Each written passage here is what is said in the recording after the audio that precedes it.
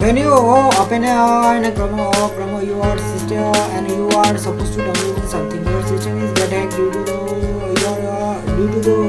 at the moment your system is get hacked and you are get stolen by someone or get scammed by someone. If you are secure at that moment, you will save yourself. So watch this video until then. You can know my channel. Now subscribe the short for more short video.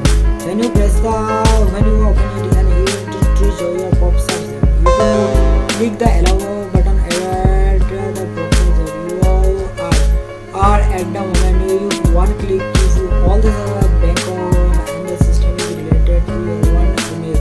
You after clicking that your system is hacked and you are get stolen. For more video and informative video, subscribe the FACTECHSHORT now. In this way you get scam.